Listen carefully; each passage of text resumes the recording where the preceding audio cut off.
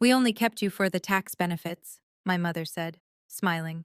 At my 25th birthday dinner, in the middle of a crowded restaurant on a Friday night. 6 words. That's all it took to demolish 25 years of everything I thought I knew.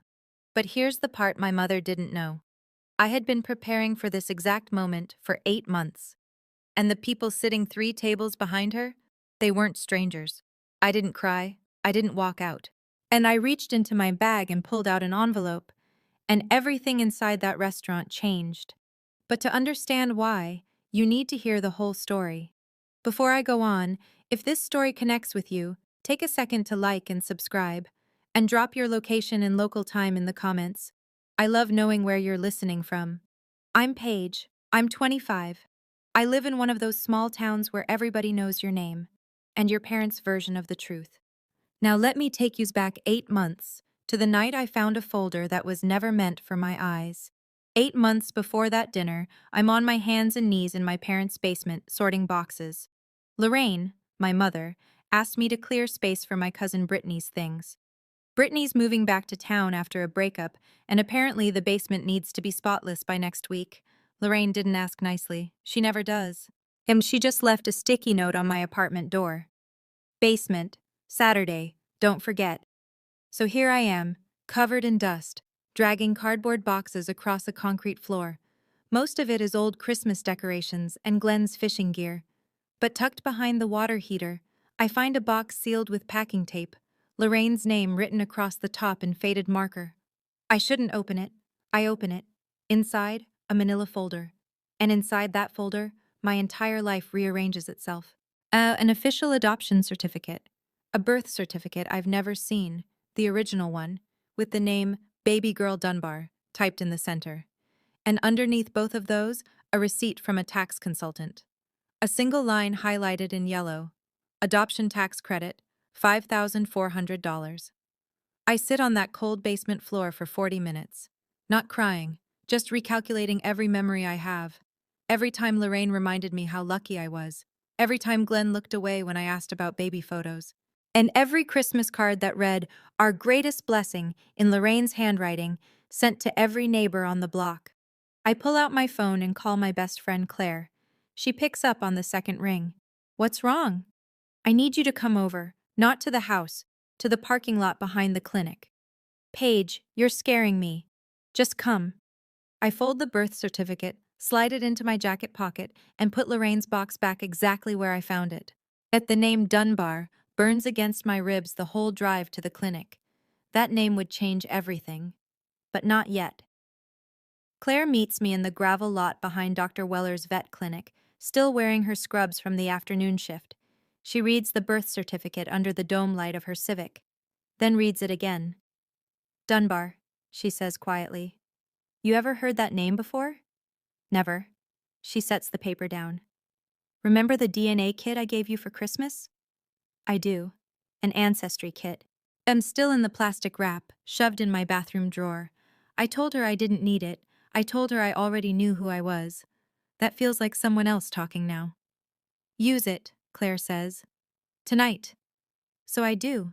Cheek swab, registration code, sealed envelope. I drop it in the mailbox outside the post office at 11 p.m. 6 weeks for results. 6 weeks to keep my face normal. And for 6 weeks I watch Lorraine with new eyes. I notice things I always noticed, but never named. At the way she says, "After everything we've done for you," whenever I ask to borrow the truck. The way she tells the neighbors, every single one, how adopting me was the hardest and most selfless decision of my life.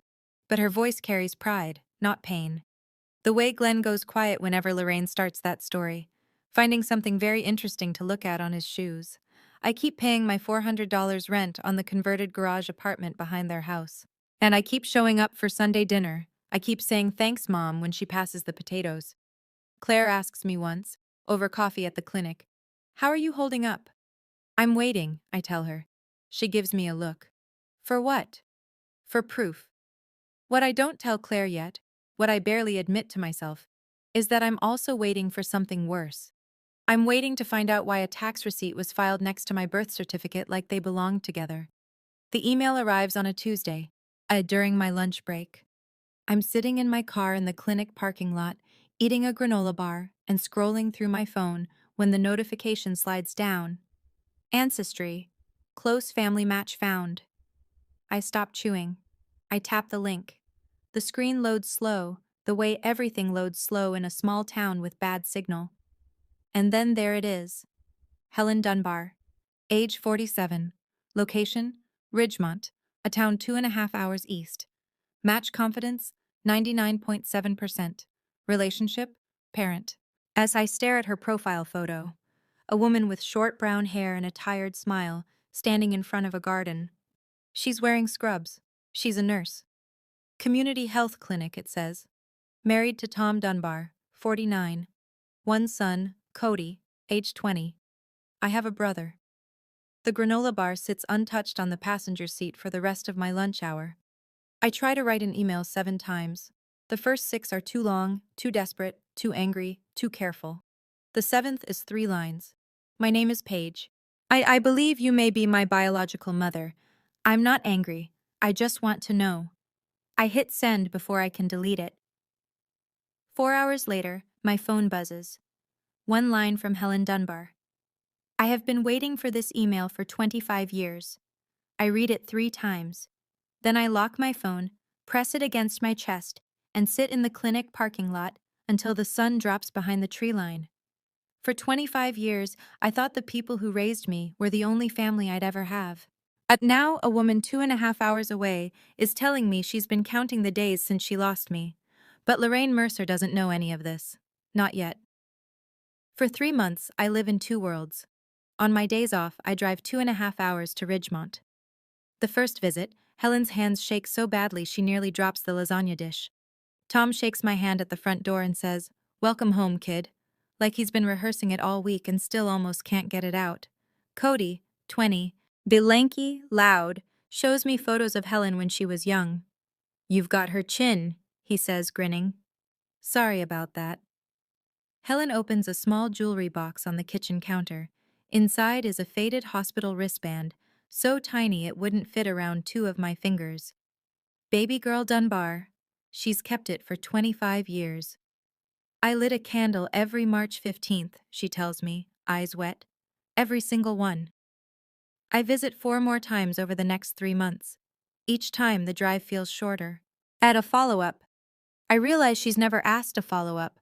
I realize she's never asked me a follow-up question in my entire life, not out of respect for my privacy, but because she genuinely doesn't care about the answer.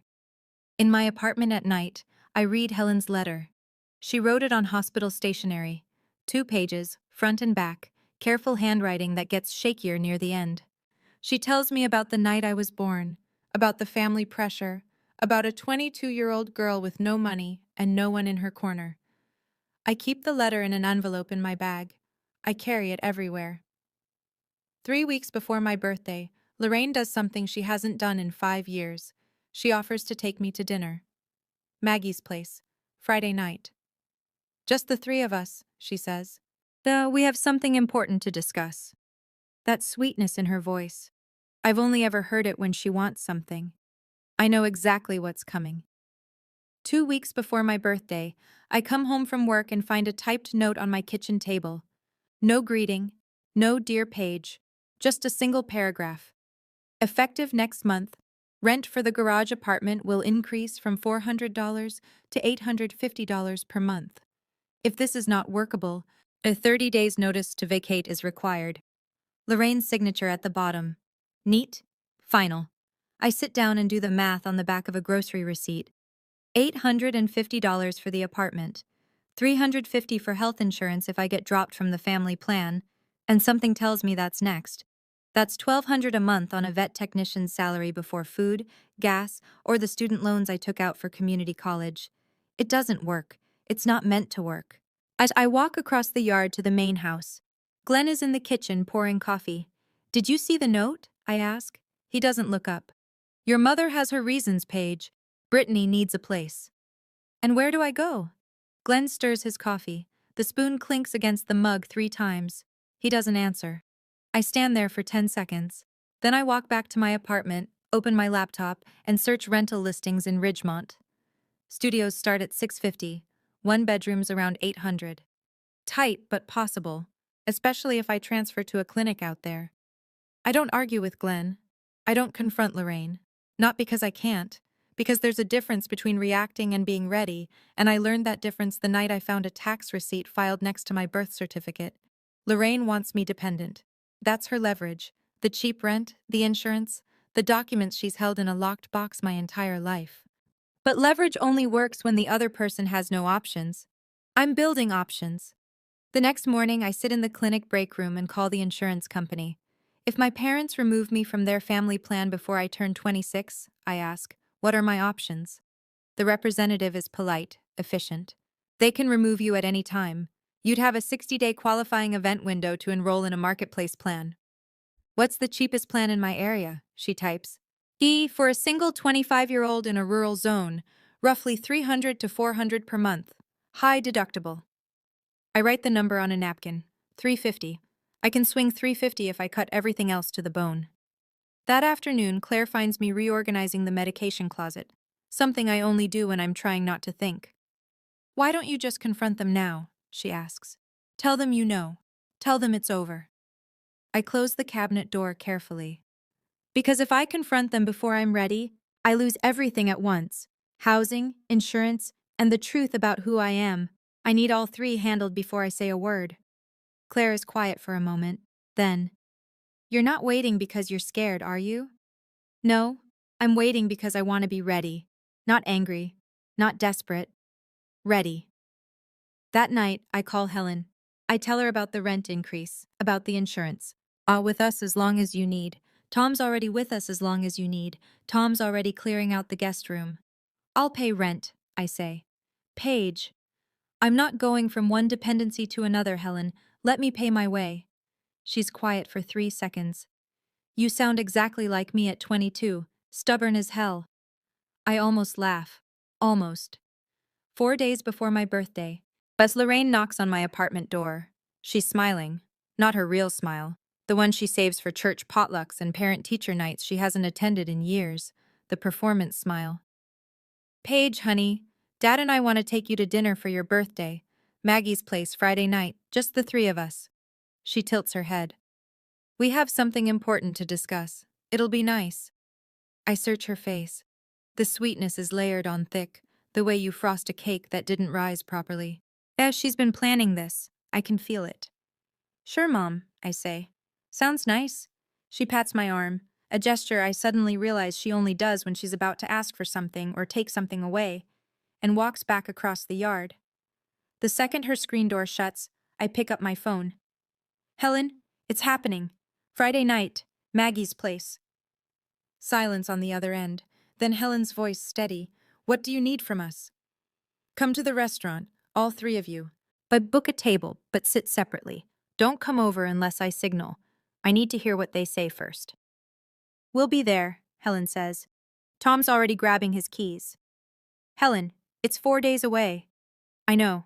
I just want him to know we're going. I sit on the edge of my bed after we hang up. The envelope is in my bag. Helen's letter, our family photo from last month, the DNA results. I press my hand against the bag like I'm checking for a heartbeat. Friday is 4 days away.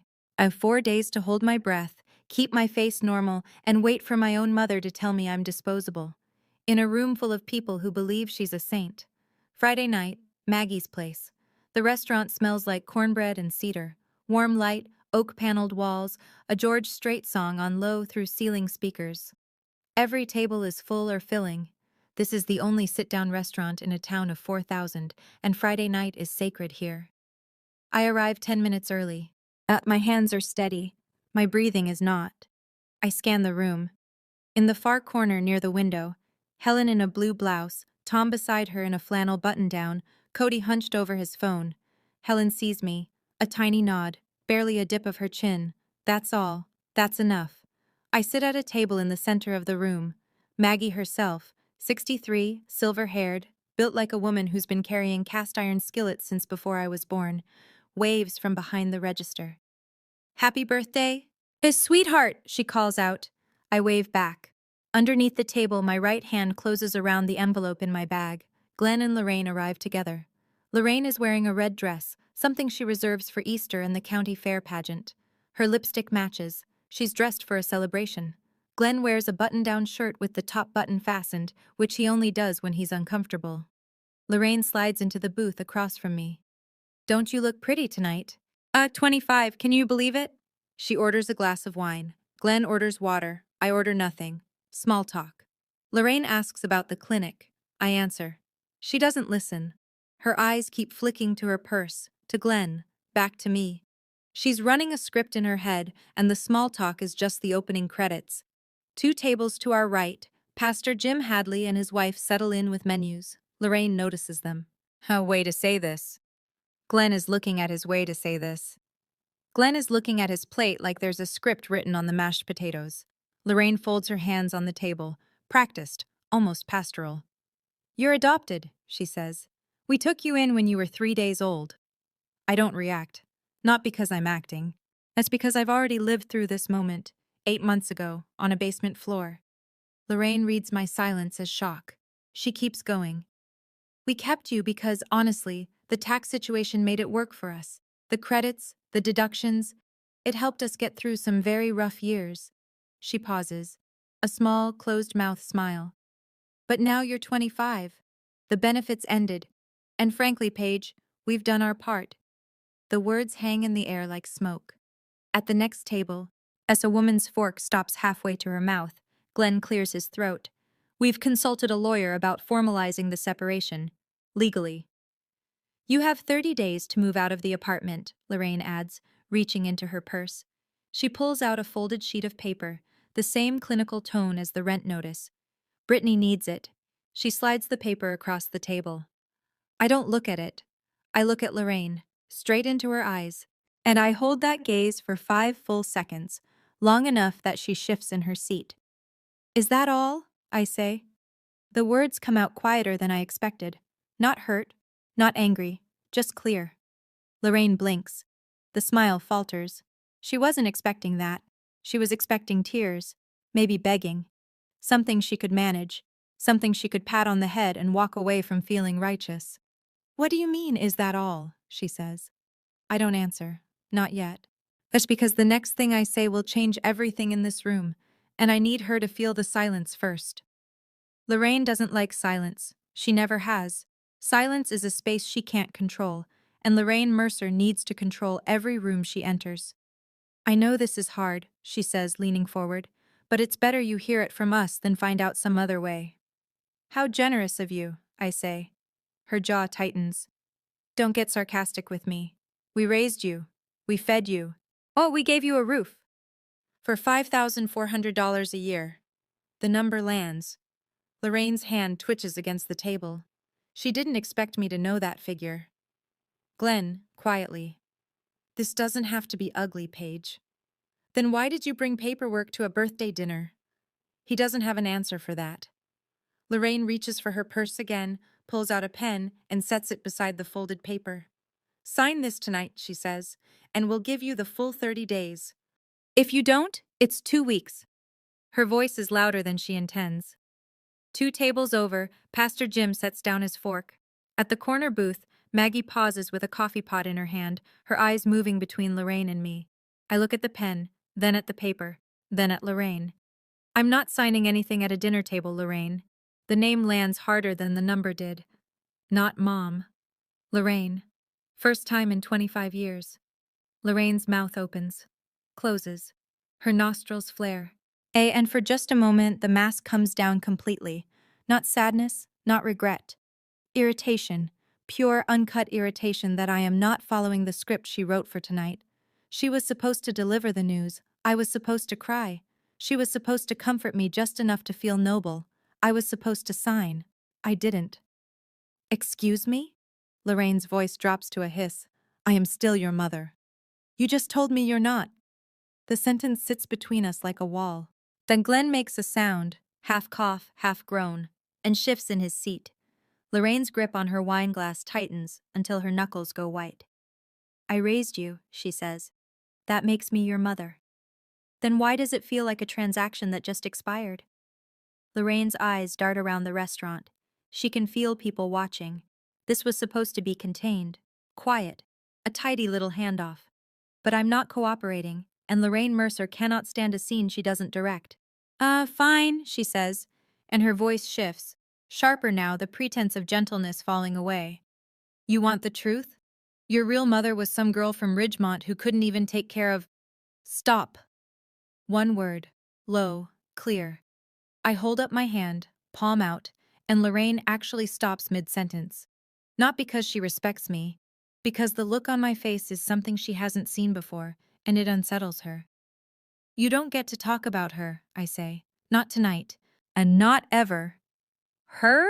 Lorraine almost laughs. You don't even know her. I don't answer. Instead, I reach into my bag and pull out the envelope. Slowly. I set it on the table between us, next to the unsigned paper and the untouched pen. Lorraine stares at it. Plain white envelope, slightly bent at the corner from months inside my bag. What is that? She says. I let the question hang. Glenn leans forward, squinting.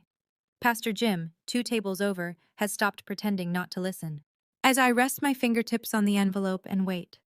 Because what's inside this envelope is going to dismantle every story Lorraine Mercer has ever told about herself, and I want her to feel it coming before it arrives. Lorraine can't stand the silence. She never could. Answer me, Paige. What is in that envelope? I say nothing. My fingers rest on it, waiting. And that's when Lorraine makes the mistake I knew she'd make. Because when Lorraine can't control a conversation, why, you away like yesterday's trash. At least you away like yesterday's trash. At least we took you in. At least we gave you something. The table next to us goes silent. I hear a fork hit a plate, not set down, dropped. Pastor Jim turns fully in his chair. Maggie, behind the register, puts down the coffee pot. Glenn reaches for Lorraine's arm. Lorraine, maybe… No. She shakes him off. She needs to hear this. Nobody else wanted you, Paige. She leans in, her voice carrying in that way it does when she's forgotten there are walls. Nobody. I feel the heat rise from my chest to my jaw. Not shame. Something older and sharper. Something that has been building for 8 months, waiting for exactly this line to be crossed. Because I've met Helen Dunbar, I've sat at her kitchen table. I've read her letter, the one where she describes the night she gave birth alone at 22, while her family pressured her to sign papers she didn't understand. I know who Helen is, and hearing Lorraine call her some druggie in front of 40 people is the one thing I cannot let stand. In the far corner, Helen has heard every word. Tom's hand is on her shoulder. Cody's jaw is clenched. I look at Lorraine. Are you done? I say. She straightens her dress. Yes. And I set it beside my water glass. Second, a $1 bill. I set it beside my water glass. Second, a printed DNA report, 99.7% match. I lay it flat on the table. Third, a photograph, taken last month. Me, standing between a woman and a man, all 3 of us squinting in the sun, smiling. Real smiles. The kind you can't fake. I set the photo in the center of the table. Facing Lorraine. Funny you should bring up my real mother, I say. Because I found her, 8 months ago. Lorraine's face goes still, not shocked, frozen, like a screen that's crashed but hasn't turned off yet. Glenn pushes back from the table, his chair scraping the floor. Her name is Helen Dunbar. She's a community health nurse in Ridgemont. She's been waiting 25 years to find me. I keep my voice level, every word measured. She didn't throw me away. She was 22, and alone, and her family forced her hand. That's not the same thing as being unwanted. Lorraine looks down at the photograph. She sees me standing between 2 people she's never met, wearing an expression she's never seen on my face. A daughter who looks like she belongs. That's… You can't… Lorraine starts, but the words tangle. And one more thing, I say. I pause. Not for drama. Because I need this next sentence to land exactly right. They're here, right now. In this restaurant. Lorraine's head snaps up. Her eyes dart across the room, past the booths, past the bar, past Pastor Jim, searching. Glenn grips the edge of the table like the floor just tilted, and in the far corner, Helen Dunbar sets down her napkin and waits for my signal. Okay, I need to pause the story here for a second because I know what some of you are thinking. Paige, why didn't you just leave months ago? Why wait for their big reveal? Fair question. Honestly? Well, part of me needed to hear it from their mouths. Not from a piece of paper in a basement, but spoken out loud with witnesses.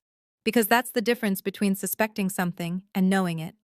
Now, what do you think Lorraine did when I said my biological family was sitting in the restaurant? Did she apologize? Did she double down? Did she try to bolt? Drop your guess in the comments. All right, back to Friday night at Maggie's. I turn toward the far corner of the restaurant. I nod once. Helen stands, then Tom, then Cody. 3 people rise from their table and begin walking across Maggie's place. Not fast, not slow, not making a scene. Just walking. The way you walk towards someone you've been looking for your whole life. Helen is in a simple blue blouse, the one she wore the first time we met. Her eyes are red, but her back is straight. Tom is a step behind, solid, quiet, his hand hovering near the small of Helen's back. Cody follows, hands in his pockets, jaw set. The restaurant notices. Conversations thin out, then stop. Silverware goes still. Even the George Strait song seems to pull back, the chorus fading to nothing as Helen crosses the room. Lorraine tracks them like a deer tracking headlights. Helen reaches our table and stands beside me. She doesn't speak. She doesn't need to. She places one hand on my shoulder, warm, steady, deliberate. The hand of someone who's been rehearsing this gesture for 25 years and still almost can't believe she gets to do it. Tom stops just behind Helen, arms at his sides. Cody flanks his mother's other side. Maggie sets down her coffee pot and folds her arms, watching. Pastor Jim has turned completely around in his chair, napkin still tucked in his collar. I look at Lorraine. Lorraine, Glenn.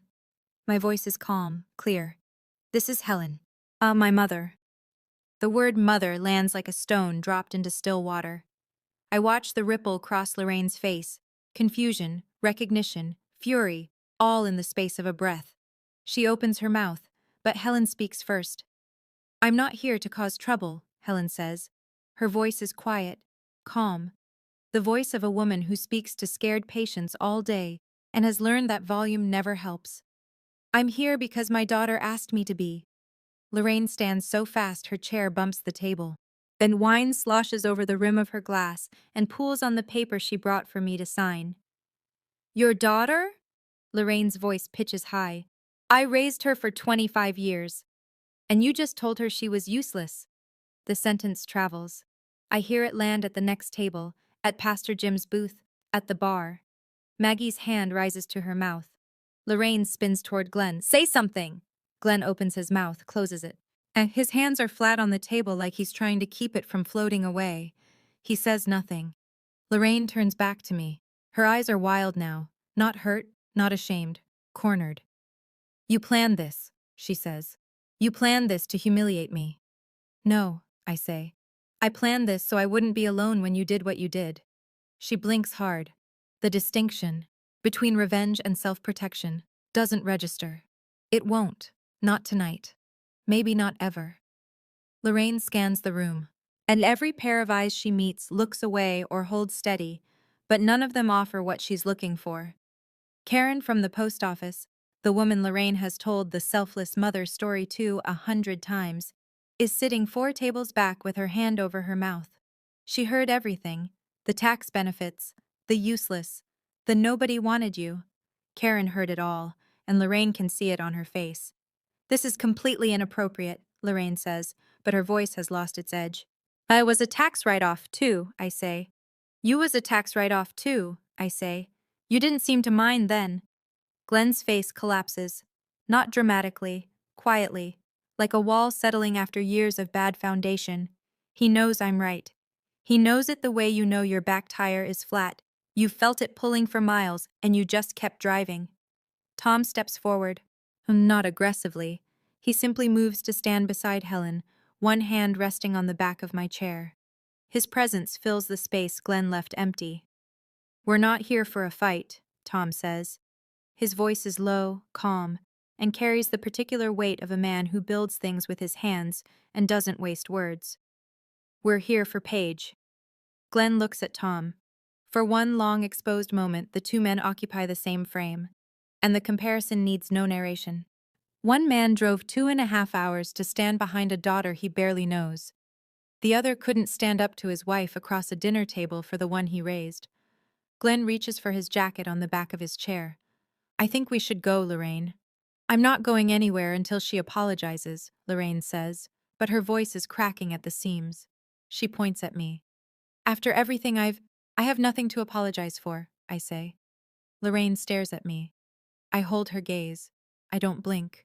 I don't soften. And I don't raise my voice because I don't have to. The room is already listening. Glenn stands and walks toward the door. He doesn't take Lorraine's arm. He doesn't wait for her. For the first time in 30 years, Glenn Mercer walks away from his wife in public, and Lorraine is left standing alone. Lorraine's eyes sweep the restaurant one last time, searching for an ally. They land on Pastor Jim. Jim? Her voice breaks slightly. You know me. You know what kind of mother I've been. Tell them. Pastor Jim looks at Lorraine for a long moment. His wife places a hand on his forearm. The whole restaurant holds its breath, because Jim Hadley has stood at that pulpit for 19 years, and when he speaks, this town listens. I think maybe this is a conversation you need to have with God and with your daughter, Lorraine, he says gently. Not with me. No judgment in his voice, no harshness. Somehow that makes it worse. Lorraine's face does something I've never seen before. It crumples. Not into sadness, into the realization that the story she's been telling for 25 years has just ended, and every person in this room watched it happen. She grabs her purse, doesn't pick up the unsigned paper, doesn't take the pen, doesn't look at me. She walks to the door, heels clicking on the hardwood floor. It's the loudest sound in the restaurant. Glenn is waiting by the exit. Before he follows Lorraine out, he turns back. His mouth opens. I think he's about to say something. An apology, maybe. An explanation. A goodbye. But nothing comes. He looks at me, then at Helen's hand on my shoulder, and he closes his mouth.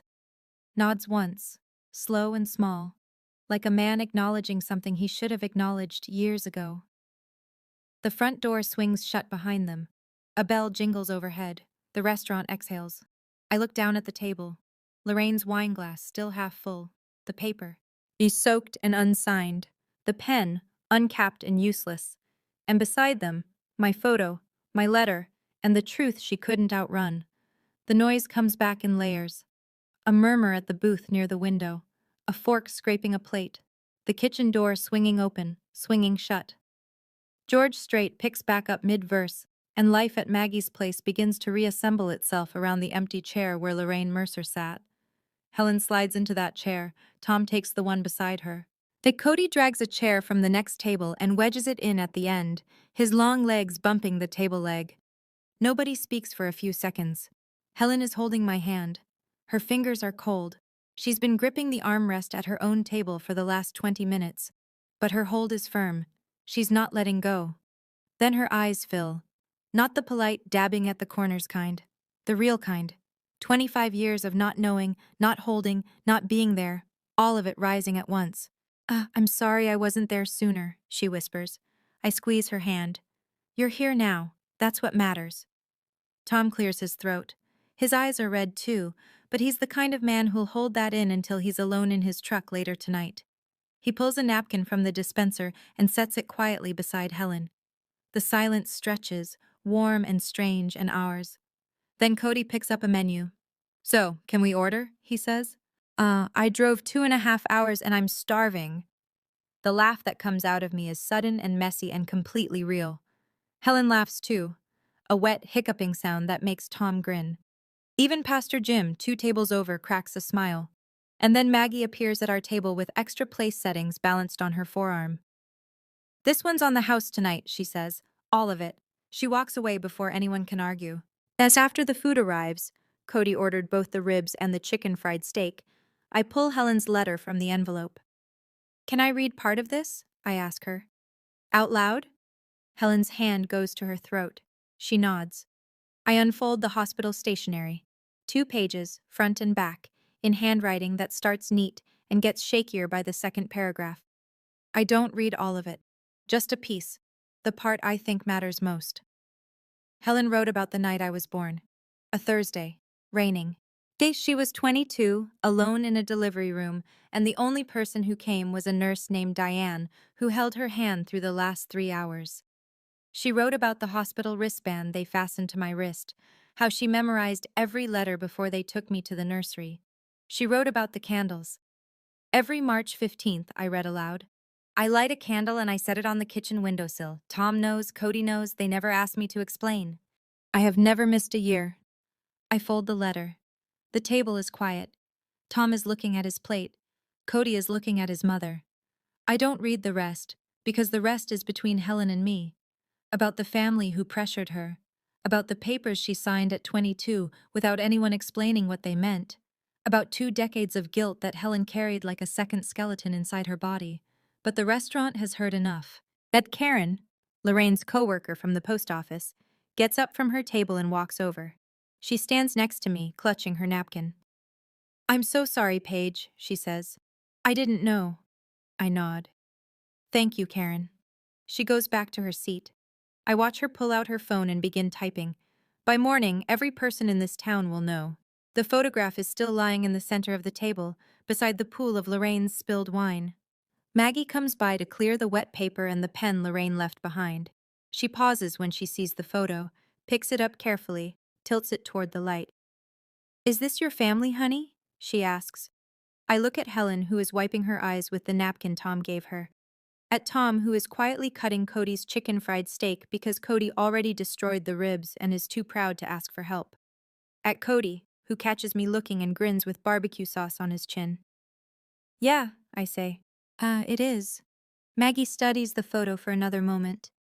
"Beautiful family," she says softly, almost to herself.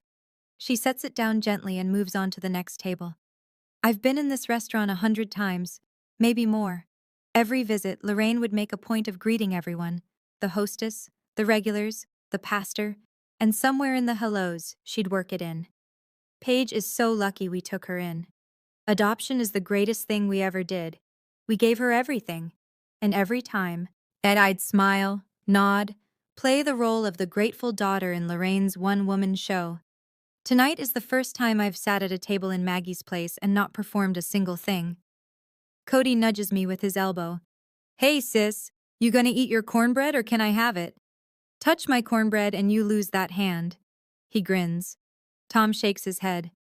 Helen laughs. A real laugh, the kind that fills her whole face. This is it. This is what a family dinner is supposed to feel like. Ordinary. Loud, unscripted. I've been waiting 25 years for ordinary. Helen tells me I weighed 6 pounds, 11 ounces. That I had one curl of red hair right on top of my head. Like a little flame, she says. Exactly like Tom when he was a baby. Tom confirms this with a nod and zero additional commentary, which I'm learning is peak Tom Dunbar communication. He asks about my work at the clinic, but unlike Lorraine, he listens. Actually listens. He asks follow-up questions. What's the hardest part? What's my favorite animal to treat? Do I ever get bitten? When I tell him I got bit by a Pomeranian last week, he laughs so hard he has to put his fork down. Cody shows me a meme on his phone. I don't get it. He explains it. I still don't get it. He tells me I'm hopeless but in a lovable way. And I realize this is probably how siblings talk to each other, and I've been missing it my whole life. For an hour, we eat, we talk. Nobody brings up Lorraine. Nobody brings up the tax benefits or the paper or the apartment. We just sit in Maggie's place on a Friday night like a family having dinner.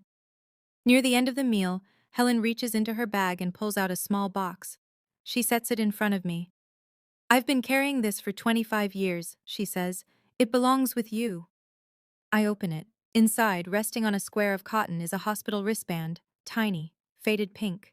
The ink barely legible. Baby girl Dunbar. Helen has threaded it onto a simple silver chain. I fasten it around my wrist without a word. The plastic is brittle and light. It weighs almost nothing, but it's the heaviest thing I've ever worn.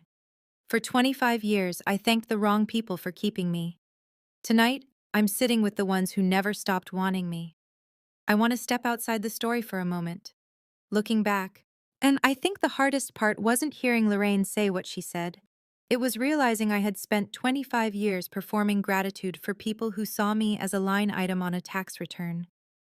If you've ever been in a situation where someone held your basic needs over your head, housing, insurance, documents, whatever, and called it love, you know exactly what I mean. Here's my question for you. Why do you think Lorraine chose a public restaurant for this? Was it to keep me quiet? Or to keep herself feeling in control? Let me know in the comments. Okay, let me tell you what happened the next morning. I wake up in the garage apartment for the last time. The ceiling is the same water-stained drywall I've stared at for 7 years. The window looks out onto Lorraine's herb garden, which she planted for the neighbors to admire, not to use. Everything in this room is familiar, and none of it is mine. I pack my life into 4 cardboard boxes. That's all it takes. Clothes, the books, the photo of Helen and Tom, my vet tech certifications, a coffee mug Claire gave me that says, "I'd rather be covered in dog hair." 7 years in this apartment, and my whole life fits in the back seat of a Honda Civic. Claire comes over at 8. She doesn't ask questions. She just starts carrying boxes. At 9, I call the insurance marketplace. Change of address, qualifying life event. New plan effective in 60 days. I write down the confirmation number on the back of a gas station receipt and fold it into my wallet. At 9:30, I walk across the yard to the main house. The lights are off. Lorraine's car is in the driveway, but the curtains are drawn. She's in there, but she doesn't want to see me, and I don't need to see her. I leave the apartment key on the kitchen counter. Next to it, I place the move-out paper, signed, Bet with one line written beneath my signature in blue ink. You don't need 30 days. I'm done today. No letter, no speech, no final scene. Claire and I pull out of the driveway at 10. I don't look in the rearview mirror for the first 3 miles. Then I do. The house is small and getting smaller. I don't cry when I leave. I cry 15 minutes later when the GPS voice says, "You are now entering Ridgemont," and it sounds like the first true thing anyone has told me in years. And the following week, I visit a legal aid office in Ridgemont. Free consultation. The attorney is a woman named Sandra who has a desk covered in family photos and a handshake that could crack a walnut. I tell her everything. She listens with her pen still, which I've learned means she's hearing something that doesn't surprise her. First things first, Sandra says. There is no legal mechanism in this state, or any state, to disown an adult child. Your father was bluffing. She lets that sink in. He may have consulted someone, or he may have just said that to scare you. Either way, there's no paperwork he can file, no petition he can submit, and no judge who would hear it. You are a legal adult. The adoption was finalized 25 years ago. It's done. I feel something loosen in my chest, a knot I didn't realize I'd been carrying since the night Glenn said, "We've consulted a lawyer," in that tight, rehearsed voice. And as Sandra helps me file a request with the county clerk for my original birth certificate and the full adoption record. 3 weeks later, a manila envelope arrives at the Dunbar house. Inside, my birth certificate. The real one, with Helen's name. And in the adoption file, a detail I didn't know. Helen didn't voluntarily relinquish me. Her parents signed on her behalf.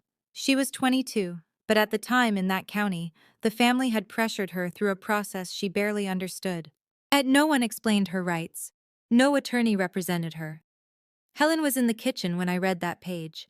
I didn't show her, not yet. Some truths need the right moment. That night, I text Glenn. Just one message.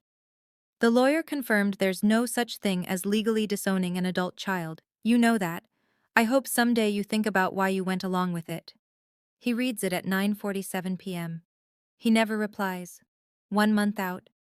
I'm in the guest room at the Dunbar house, paying $300 a month that Helen refuses to cash.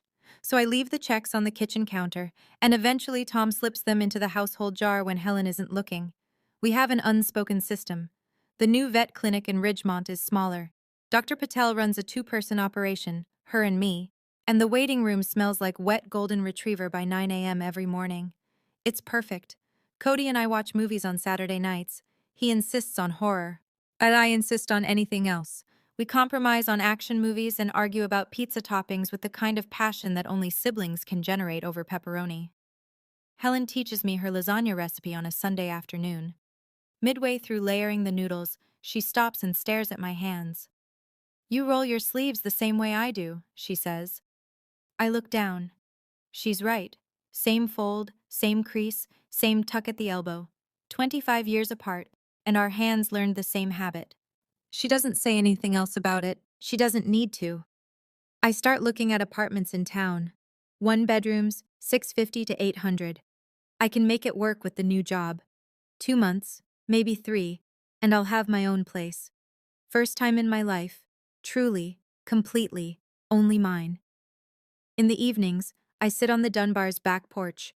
The yard runs into a tree line, and if you're quiet, you can hear the creak behind the oaks. One night, Tom comes out and sits in the chair next to mine. And he doesn't say anything. He sets a mug of coffee on the armrest between us and looks out at the same sky. We sit like that for 10 minutes, silent, comfortable. That's what family sounds like when it's real. Sometimes it doesn't sound like anything at all. In a town of 4,000, news doesn't travel. It migrates. Door to door, pew to pew, aisle to aisle at the grocery store. Karen tells her sister tells the book club tells the PTA. Within 48 hours, and every living room in town has heard some version of what happened at Maggie's place.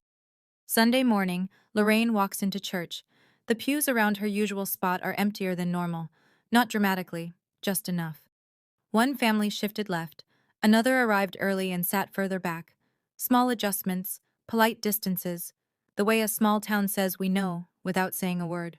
Pastor Jim's sermon that morning is about stewardship. He doesn't mention Lorraine by name. He doesn't need to. There's a difference, he says from the pulpit, between raising a child and owning one. Lorraine doesn't come back the following Sunday. On Monday, she posts on Facebook. A single line.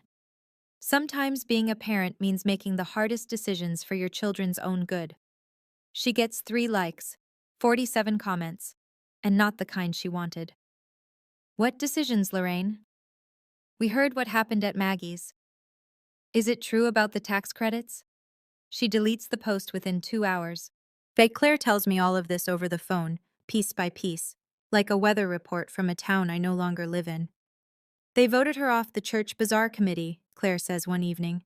Who told you? Maggie. She heard it from Jim's wife. I nod, even though Claire can't see me. I don't feel victorious. I don't feel vindicated.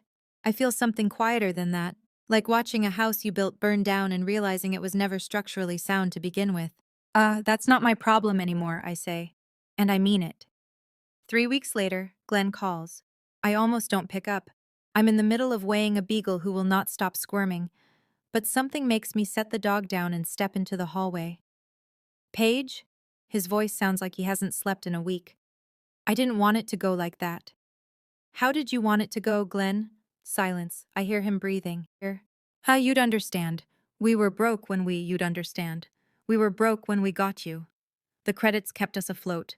And then your mother, Lorraine, she got used to the arrangement. He catches himself on the name. Your mother, Lorraine. Like even he can hear the separation now. The arrangement, I repeat. Is that what you called raising me? I'm not good at this. Paige. I know, I say. You were never good at standing up when it mattered. He's quiet again. I can hear a TV in the background. Some game show. He's alone. I'm not angry, Glenn, I say. And I realize as I say it that it's true. Anger left me somewhere around Ridgemont. What's left is something heavier and quieter. I'm just done. Can we... He stops, doesn't finish the sentence. As I think he was going to say try again, or start over, or some other phrase that sounds hopeful in the mouth and hollow in the ear. Maybe someday, I say. But right now, I need space. And you need to figure out why you let her do what she did for 25 years. I hang up, set the phone on the counter, go back to the beagle. He doesn't call again. But on Tuesday mornings, a 2-word text arrives. Hope you're well. I reply, I am. That's enough, for now. Claire gives me the update in her usual deadpan. Brittany moved out. I'm restocking exam room supplies, counting heartworm pills. Moved out of what? Your apartment, the garage. She lasted 6 weeks. I stopped counting. What happened? She heard the whole story from about 15 different people. Told her friends she felt like she was living in someone else's eviction. Moved in with a roommate on the other side of town. I think about Brittany, 23, fresh off a breakup, and just looking for a cheap place to crash? She didn't ask for any of this. She was just the excuse Lorraine needed. She texted me, actually, I tell Claire. Brittany texted you? Found me on Facebook, said, "Hey, I'm sorry about what happened. If it helps, I didn't ask for any of this either." What did you say? I know. It's not your fault. Because it isn't. Brittany is a pawn, same as I was. Just a different square on Lorraine's board. Claire is quiet for a moment. And then, "So the apartment's empty now?" "Yeah. Lorraine kicked you out for Brittany. Brittany left. And now the apartment is just sitting there." "Yep. That's poetic. That's Lorraine." The irony isn't lost on me. Lorraine dismantled my life, my housing, my insurance, my identity, to make room for a niece who didn't want to stay. She lost her daughter, her community standing, and her church committee seat. And the apartment is empty. The whole thing was for nothing. As Claire also tells me, Lorraine's been avoiding Maggie's place, drives 20 minutes to the next town for groceries, hasn't been seen at the salon or the post office social hour. She's building her own exile, brick by brick. I don't comment. I don't celebrate. I just go back to counting heartworm pills. Some things sort themselves out. 1 year later, March 15th. I'm 26, and for the first time in my life, my birthday dinner doesn't come with a script. At the table at the Dunbar house is set for 5. Helen made lasagna, the same recipe she taught me, except hers is better and probably always will be. Tom grilled steaks on the back porch because you can't have a birthday without something charred. Cody bought a cake from the bakery in town and wrote "Happy Birthday, Sis" on it in frosting that's already starting to slide. Claire drove 2.5 hours to be here. She walks in with a bottle of wine and a card that reads, "Sa," to the only coworker I'd commit a felony for. No envelope on this table, no unsigned papers, no pen, no exit strategy disguised as a celebration. Helen brings out the cake with 26 candles. The kitchen fills with light. "This is the first time I get to do this in person," she says, and her voice catches on the last word. I close my eyes over the candles. I don't make a wish. Everything I need is already sitting at this table, loud, imperfect, and here. I blow them out. Cody claps. Tom reaches over and squeezes my shoulder. Claire raises her wineglass. Helen cries a little, which makes me cry a little, which makes Cody roll his eyes and say, "Here we go," which makes everyone laugh. On my wrist, the hospital bracelet on its silver chain, faded pink plastic, barely legible ink. I wear it every day, not as a reminder of what I lost, as proof of what I found. I have my own apartment now, $650 a month, second floor, with a window that faces the tree line. And I pay every bill myself.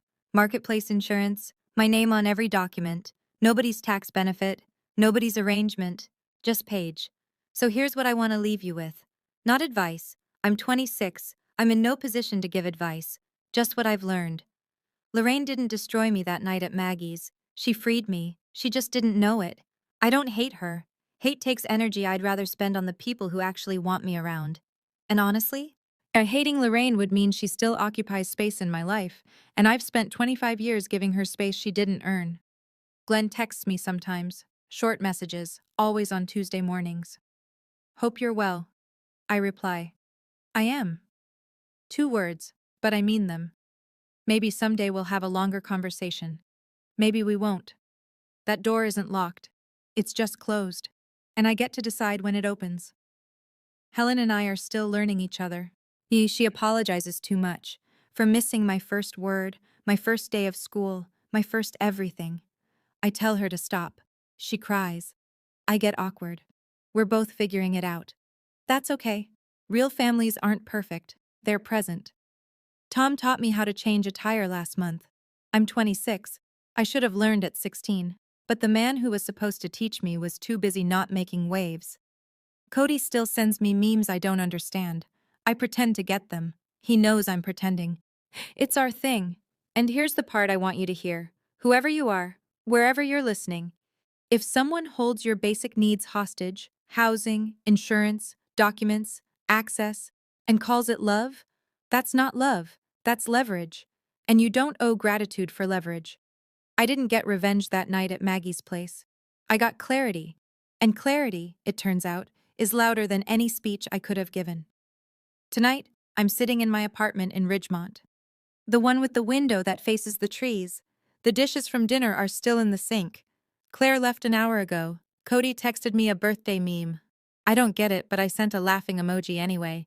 On my kitchen windowsill, I set a candle, just a simple white taper and a glass holder, the kind you buy for $2 at the hardware store. I light it. For 25 years, Helen lit a candle on this date.